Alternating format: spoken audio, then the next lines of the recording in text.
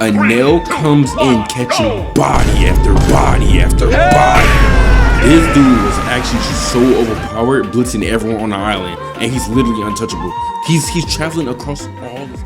As I'm sure you guys have seen the title of the video, and here's why you should never, ever skip the Skypiea arc in One Piece. Okay, so a lot of people skip Skypiea and overlook the important stuff in the arc because they see it as like a side type of arc or like a side adventure. And I don't understand why people skip it because it's still part of the main story. It's not like Skypiea is a filler under that. Like, I understand why people skip Foxy arc because even though Foxy arc is not a filler, it still feels like a filler because it plays no like importance into like the actual story. But Skypiea, on the other hand, it's part of the main story and it literally foreshadows stuff that we will eventually see in the future. It's like people skipping parts 1 and 2 of JoJo and going instantly to part 3 just so they could see Stan. Hey pal, you just blowing from Stupid Town? That's how it kind of is with like Skypiea. Like, they just trying to speed run. They're just trying to speed run through, like, you know, Skypiea and One Piece, everything, so they can make it to like time skip and see like the Marineford impelled down, like Wano, Egghead. They like trying to get to all that stuff fast. And like, it's a lot of people who skip Skypiea for some reason.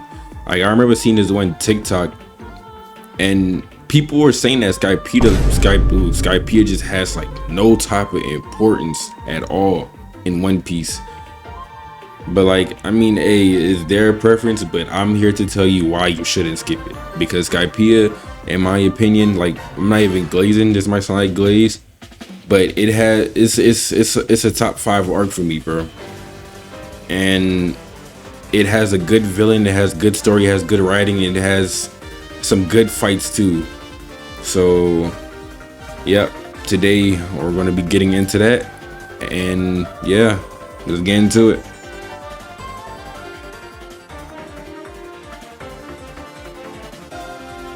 Now, we're gonna start with Jaya, since that's basically the beginning of the Skypiea arc. That's where it all begins. So the Straw Hats, they get to Jaya, they head to Mock Town so they could get information on the Sky Island. But they run into Bellamy, and Bellamy is kind of like an asshole. He has the spring fruit. He makes fun of their goal to get into Skypiea, saying stuff like Skypiea doesn't exist and all of that and yada yada yada. And him and his crew start beating up Zoro and Luffy, thinking that like Luffy and them are like low-class pirates. At this point, no one knows, not even Luffy, they don't know that Luffy's bounty got increased to 100 million after taking out Crocodile. So Luffy and Zoro don't fight back because they didn't see like any reason to actually fight back against Bellamy and stuff like that. And that goes back also to like Shanks. It goes back to like Shanks and stuff, like in the East Blue, when he wasn't fighting the bandits and stuff. He could have obviously murked them, but yeah, they didn't find no reason to. So Luffy, he meets Blackbeard, my goat. Blackbeard, actually, he meets my goat Blackbeard, and this is when Blackbeard gives one of the most impactful and best speeches in all of One Piece, if not the best. People's dreams have no end. That, bro, yo, I have to go back to that scene every now and then. But yeah, that's when the Straw Hats, they leave Mock Town and they head to like pretty sure it's like the other side of Jaya. The Straw Hats meet the Old Man Cricket.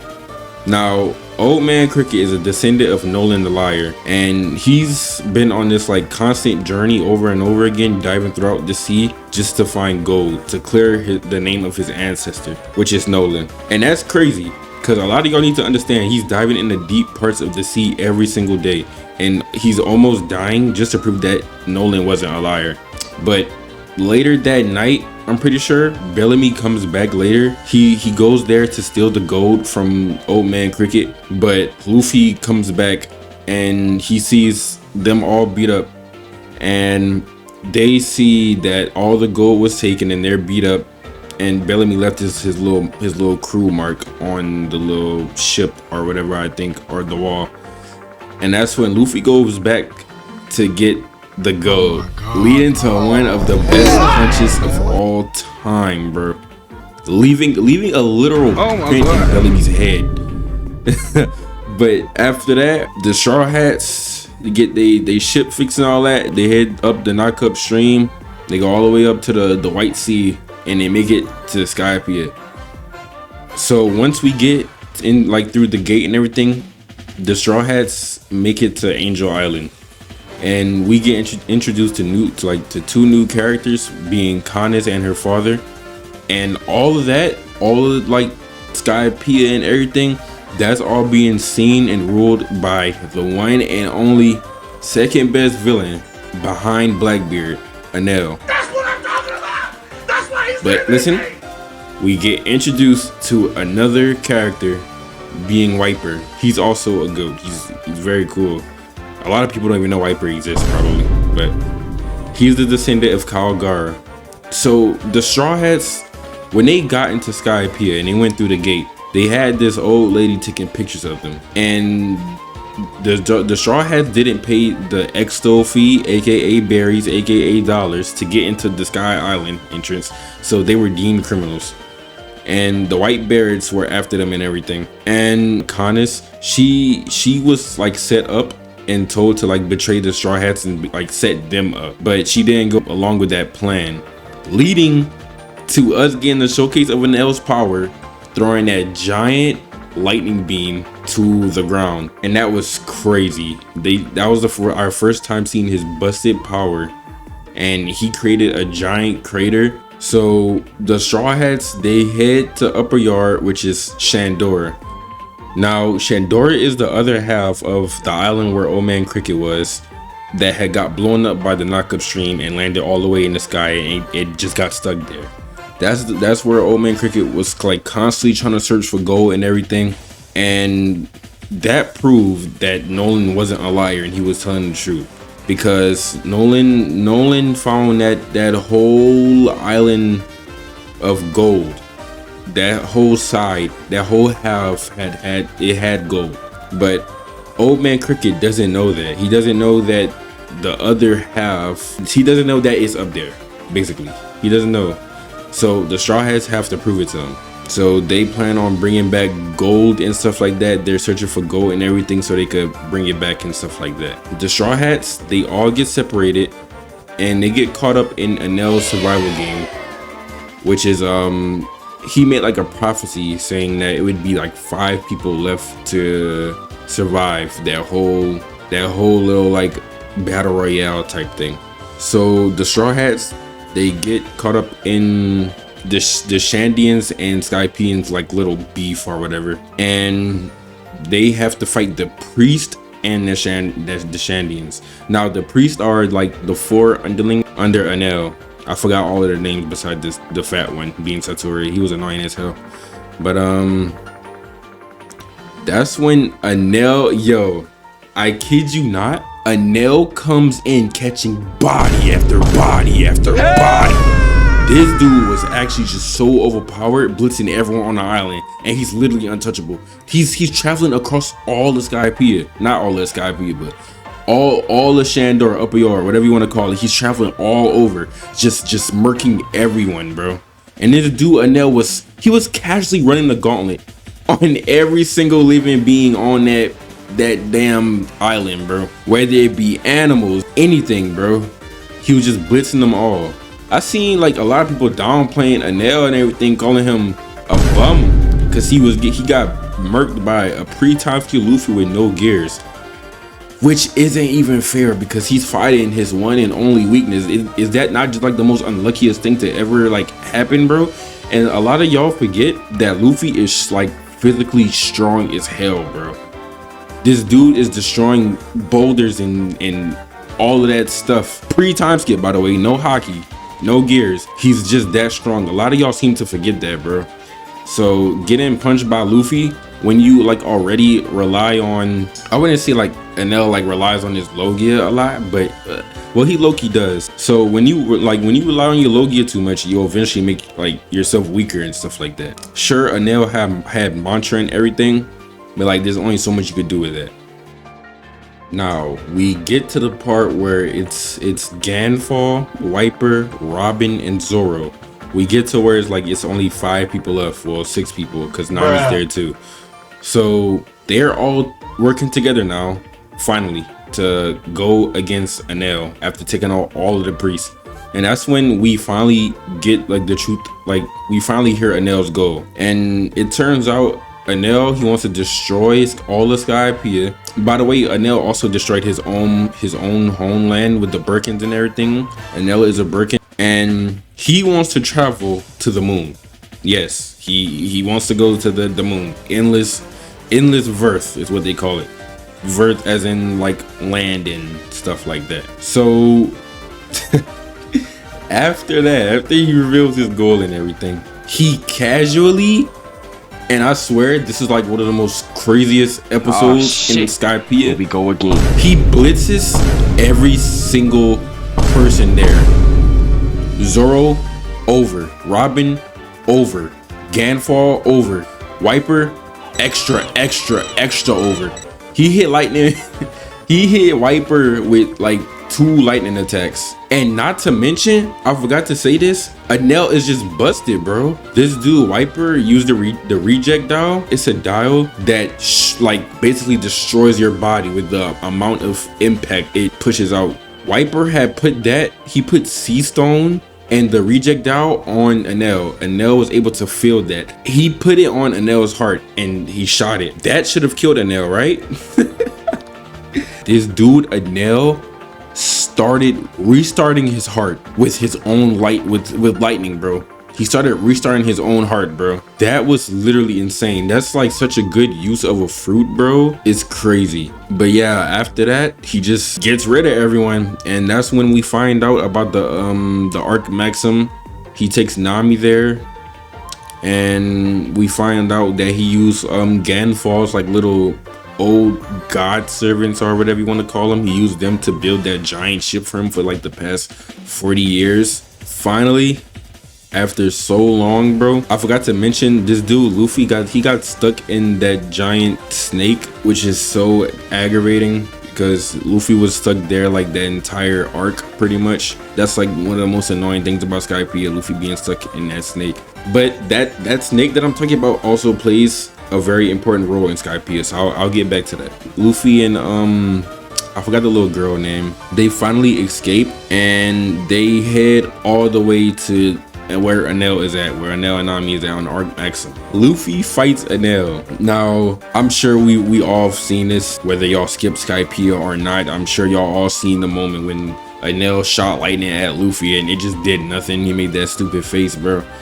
But yeah, Enel finds out that lightning doesn't work on rubber and everything. They don't even know what rubber is either because, excuse me, they're in the sky. But Enel knocks Luffy off. He knocks Luffy off the Arc Maxim and everything. Then he flies up and Enel starts to create like a massive attack. Thunderclouds on the whole country, everything.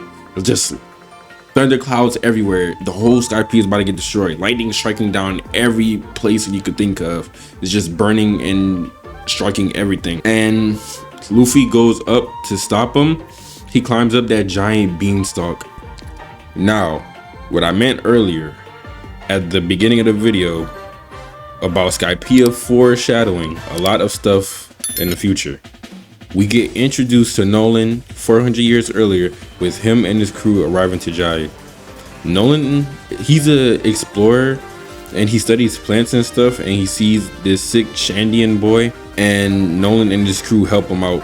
Turns out he had like a disease that was spreading and stuff on his body and everything, and it could spread to everyone else around him and stuff like that. Now, on this island where the Shandians are, they do like these rituals where they sacrifice girls to appease their god.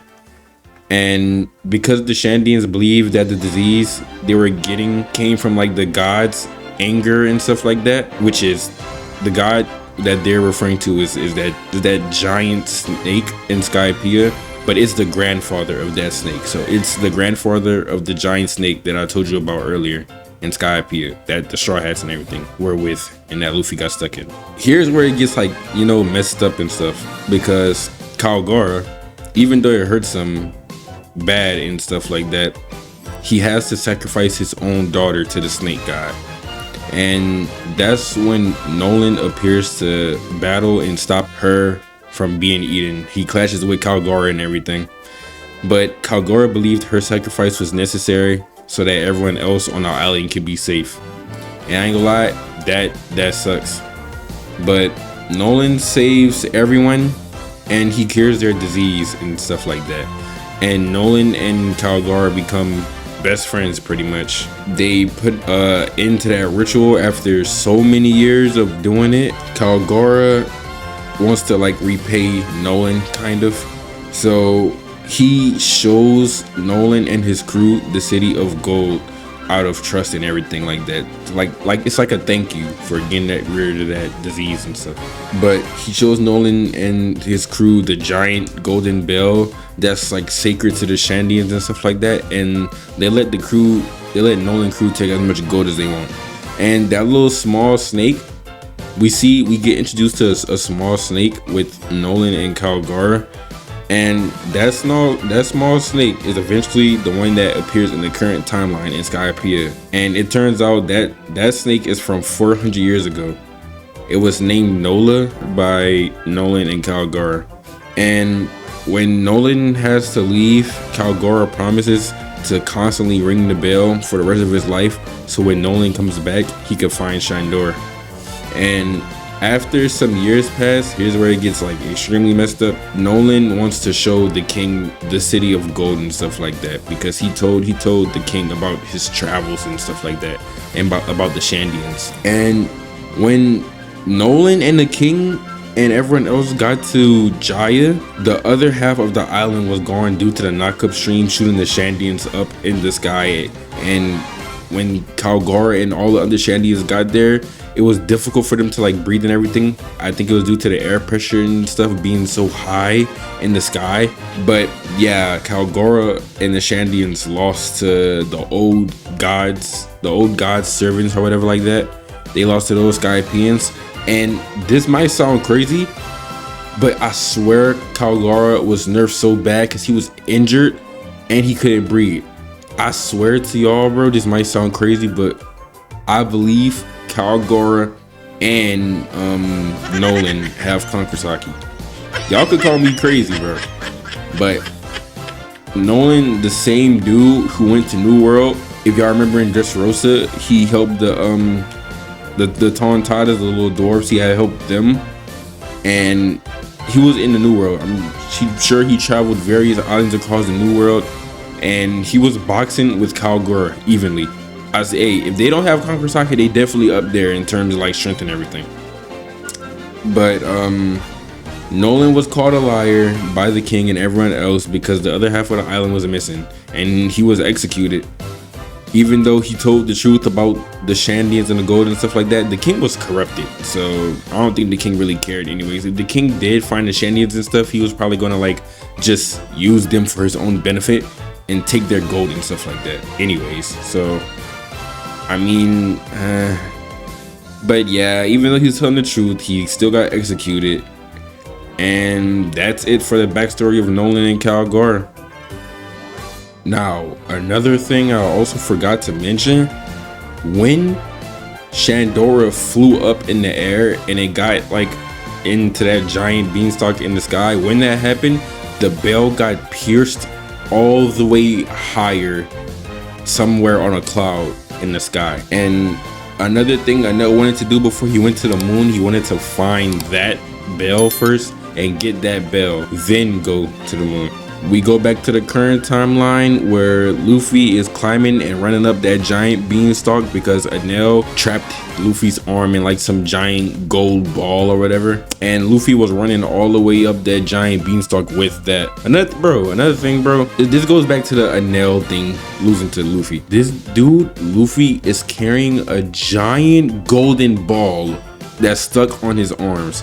And he's just carrying it, running around with it and stuff like that. He's strong as hell, bro. He gets up in the sky. Enel spawns a giant Rygo. It's just like a giant ball with mad thunderclouds in it and mad like electricity and stuff like that. It's very dangerous. If it wasn't for Luffy being rubber, Luffy would have been done since the first attack. But Luffy goes in there. He destroys the giant Rygo from inside. That Rygo was going to destroy all of Skypiea. It was going to wipe everyone off the map. Everyone. It was gonna get rid of everyone, but Luffy got rid of it, and that's when we get one of the best moments in all of Skypiea. No, the best moment in all of Skypiea. Luffy uses that giant golden ball on his hand, and he hits Enel with this. Dude, Luffy, he used it, he hit Enel with it, and the bell was right behind Enel. That giant bell was right behind Enel, and he hits the bell with it. The bell echoes all throughout Skypiea, everywhere actually. Luffy asks the old man in his head, "Can you hear the bell?" Luffy was so determined to hit that damn bell just so old man could hear it and know that everything he did was not for nothing. And this is what I love about Luffy, bro. He'll go through like the craziest shit ever just to save someone or like help someone in any way. He'll do whatever he can just to help that person, which is crazy. That's one of the best main characters of all time, bro. The best main character of all time. But he hits the bell, it rings, everyone hears it, old man Cricket hears it, and after all of that, bro, he sees Luffy's shadow in the sky. Oh my god, bro. Like that arc is just so amazing. He sees Luffy's shadow throughout the sky. Luffy says that what they've been searching for 400 years throughout like all that time and everything, it was in the sky, bro. And that the bell ringing sound is so like beautiful too, bro. Like I swear it might come off like I'm glazing Skypiea, but I promise you, dude, Skypiea is one of the best written arcs throughout One Piece. But people, I don't know what's up with people skipping it, bro. I think there's people waiting for like the remake of the Skypiea, but it's not the same, bro. It's obviously it's gonna be good, but it's not the same. It just won't be the same. We also got that cool song from Luffy in Skypiea that he was singing, and we also get the it's a lot, bro. It's a lot that we get from Skypiea, man. A lot of memes too. But after that, after proving Noland wasn't a liar and all that, Luffy hitting the bell, we get some more stuff that is like foreshadowing later in the future. So Robin goes to like she goes to the bell because they pick up the bell from the White Sea. They pick it up because it got knocked down in there after Luffy hit a nail. But they go there and they pick up the bell. Robin goes to the bell and she sees that the bell actually has a poneglyph in it. And that's when we find out all poneglyphs like have like a message, and it leads one to the other and stuff like that. That's when we find out more about poneglyphs and stuff like that in Skypiea, what a lot of people skip. And we find out that all of that information leads to one, which is the real poneglyph. It leads to the final message. And we see that Robin, she looks at the side of the poneglyph on the golden bell, and it turns out that the Pirate King Goldie Roger was there before them. And obviously this all goes back to like Wano and stuff like that, in the Wano arc and stuff, where we have Odin and Roger and, you know, stuff like that. We find out early on in Skypiea, before all of that Wano stuff, like how many years is that after Skypiea, where we find out that Roger has actually went to the Skypiea and stuff. We found out that Roger been there way earlier on, and that's crazy because honestly, most people just skip over Skypiea. I'm not talking about like real people. I'm talking about like people in One Piece and everything. No one just finds a way to go up there because Skypiea is so hard to actually go up there. So yeah, Robin finds that out. It turns out Ganfall was actually friends with Roger, and that's also crazy. we found out a lot of stuff solely from this arc. We also find out that about Poseidon, the ancient weapon Poseidon. We know more about Poseidon later on, but we find out about the existence of it in Skypiea from the Poneglyph and stuff that Robin was going through. So yeah, people say Skypiea doesn't really give useful information, but we even learn about the sun god, rain god, earth god. We learn about stuff like that with the ritual and all of that. We learn about that stuff, but yeah, Skypiea foreshadowed a lot, but people just will refuse to believe it and they just won't care for it. We learn about Nika, not like learn about Nika, but well, no, we technically do when he mentioned the sun gods and stuff in the Calgara and Noland backstory. But yeah, this video is for the people who are thinking of skipping Skypiea or already skipped it. I don't care. You could be at Egghead, you could be at Elbaph. If you haven't watched Skypiea, I'm begging you. I'm not forcing you, but please go back and at least watch it. Just watch it a little bit at least. If you don't like it like deep down or like later down the line or whatever, no, you're gonna watch it. I'm sure there's a lot of people who suffered to get through Dressrosa, but they still watch through all of it. So if you suffered through Dressrosa, you're gonna suffer through Skypiea, which is a much shorter arc than Dressrosa. But yeah, that's pretty much it. If you enjoyed this video, feel free to like and subscribe. Stay safe, stay blessed, and thank you guys for watching. If you made it this far, this video probably won't get a lot of views since but hey, I love doing this, so thank you for watching. Goodbye.